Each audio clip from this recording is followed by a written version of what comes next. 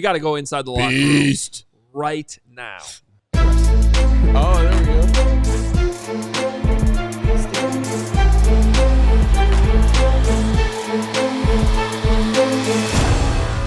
Wow. Oh, wow. Yo, that's dope. Yeah, listen to that intro, man. Yeah. Nice. Joey's killing it with the animations here on our post-game show. Thank you, Joey. All right, Nick, we heard from Flus. We heard from Caleb. You were the man inside the locker room with everyone else. Where should we start with what you heard, what you saw inside the locker room at Soldier Field? Yeah, I just want to start with, some of these defensive players, just the words of encouragement that I was hearing from guys like DeMarcus Walker and Darrell Taylor when they're talking about Daniel Hardy. Like, that guy changed the game. That guy made the momentum-changing play when he blocked the punt.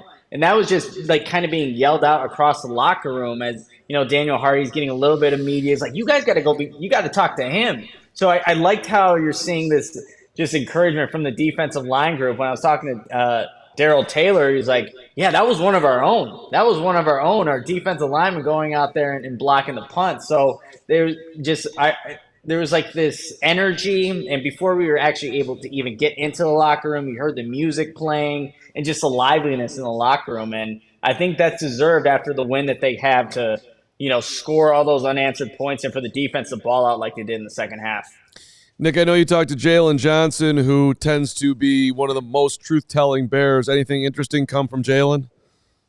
Yeah, so I liked his response when asked about the responsibility he feels that he has to have, and as a defense, for when they have a rookie quarterback. And he said, regardless if it's Caleb Williams as a rookie or whoever the quarterback is, just put the game on their shoulders, the defense. That's how they kind of approach this. And, there's a time and place where the offense – where they're going to have to, put the game on their shoulders. But today it was a defense carrying the load, so to speak, for the offense that couldn't really do much. So I liked how just Jaylon Johnson approached that. He was also asked, this game was a little bit scary. There was a point in time where I think all of us were thinking, well, maybe the Bears could lose this one. But just like probably every other team, it's week one. Anybody can win on any given Sunday. So it's never going to be easy. You mentioned all the additions that Tennessee made in the offseason, much like the Bears, that this is a good team. They weren't overlooking it, but they found a way to win. So I think Jaylon Johnson just kind of provided perspective on what week one really is. It's a lot of teams figuring each other out. And obviously the Bears, they made the adjustments in the second half and were able to make the big momentum-changing plays that ultimately won the game and go 0-1 at Soldier Field right now. Hey, Nick, so we talked about before the game underrated performers. Darrell Taylor, in my mind, was the underrated performer. I think people didn't know what to expect from him. Showed up big, 2 sacks, the effort plays. Did he kind of talk about what was working for him today if you got a chance to talk to him in the locker room? Yeah, I asked him. I mean, the two sacks, the strip, like what was it?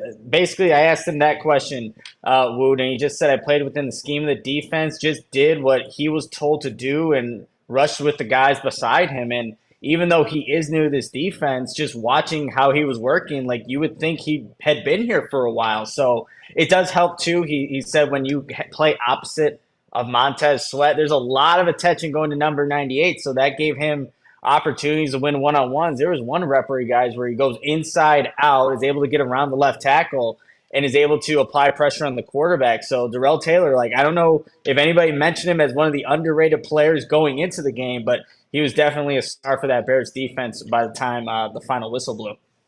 So, Nick, I know you had a chance to talk to DeMarcus Walker. It seemed like on a lot of third down crucial plays for the defense, they couldn't get off the field. And Will Levis, it was like the parting the Red Sea up the middle. And it felt like there was a few times they're running stunts and just opening it wide open for Will Levis. Did he have any thoughts on the design of those plays? Because I just always figured you got to stay in your gaps in a cover two. Yeah, no, so he did say a lot of the big plays that were happening against that Bears defense early on, they were self-inflicted. So learning that they had to make those proper adjustments so they wouldn't have those big plays happen, especially in the second half. I mean, you hardly saw any of those types of plays happening. But a lot of those plays that you saw from Will Levis, even, picking up 22 yards on 3rd and 15 to Calvin Ridley, those are just self-inflicted mistakes by the defense. But once they made those adjustments, those explosive plays weren't happening. And And one thing that I thought was interesting too, like hearing it from Demarcus Walker, but also Tyreek Stevenson, they kind of noticed when Will Levis was about to get sacked, he would just kind of throw away the ball. And so when he threw away the ball when he was getting sacked by Demarcus Walker, like Tyreek Stevenson had seen that before. And I asked him, like, Tyreek, did you actually think he was going to throw that ball? He said, holy shit, no, I didn't. He said he blacked out when he got the ball and just ran into the end zone. Was already like thinking of the celebration, but they had picked up on that tendency from Will Levis that he was just going to get rid of the ball quickly if just to avoid the sack. And I think Demarcus Walker said, I'm sure he regrets that now. Just take the sack, son. So they picked up on some of those tendencies early on. Yeah, that would have been a wise thing to do in that moment. That was up there. I haven't seen every play around the NFL today yet, but that's got to be up there with one of the worst decisions of the entire day. Thank you, Will Levis. We appreciate it. Without a doubt. All right, Nick, what else are we missing here from the locker room afterwards? Yeah, Daniel Hardy, I got the chance to talk to him with the key, block on the punt. Then obviously Jonathan Owens goes and returns it for a score. But, they had actually noticed something, the Bears special teams unit, about Tennessee that they can exploit. And Tyreek Stevenson was the one who mentioned that.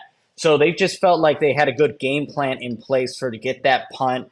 And then I asked, Daniel Hardy, like, what was it exactly on your rush, your rush pass route? Like, what was it? And he just honestly said it's really just the execution, right place at the right time. They were able to capitalize and, make that big play happen. And Daniel Hardy, after the play, he said he felt absolutely ecstatic on the sideline. He wanted to go to Coach Hightower and just kind of give him a hug. And because you need to have trust from all the special teams players on that unit to make that play, because easily, it could be a roughing the passer penalty if you miss the ball and you hit the punter. So he just wanted to know that he wanted Richard Hightower to know that, hey, we have your back, coach, and we're going to make those plays when you put us in there. So it was good to see a guy like Daniel Hardy obviously make his way onto his 53 and making a really impactful play that stood out to his teammates in this first game.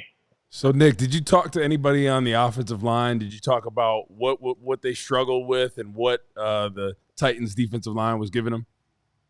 Unfortunately, I didn't, but I did get a chance to hear a little bit from DJ Moore, and he couldn't quite. He was asked, like, what can you pinpoint some of the things from the offense, and he just said it's kind of he couldn't. There wasn't like one exact common denominator that didn't allow the offense to do what we think it can do moving forward. So it is going to be a work in progress. And for Caleb, you guys were mentioning it before I jumped on, like there were just some throws he missed, and it doesn't help when. Man, you got offensive linemen just getting bulldozed. Like there were a couple plays where Coleman Shelton's in the backfield on his ass, and same things happen to Ryan Bates and guys like that. So it's obviously going to be a work in progress, but that again, this defense feels like they can be the ones to carry this team. And when there's a game where they're not hitting on all cylinders, that's when it's going to be for the offense or even special teams like we saw in this game to have their back and ultimately win a game for this team. Yeah, and, just going back to Daniel Hardy for a second, I mean, second-year player out of Montana State, loves stories like this where, he spends some time on the practice squad, comes back, makes this huge jump.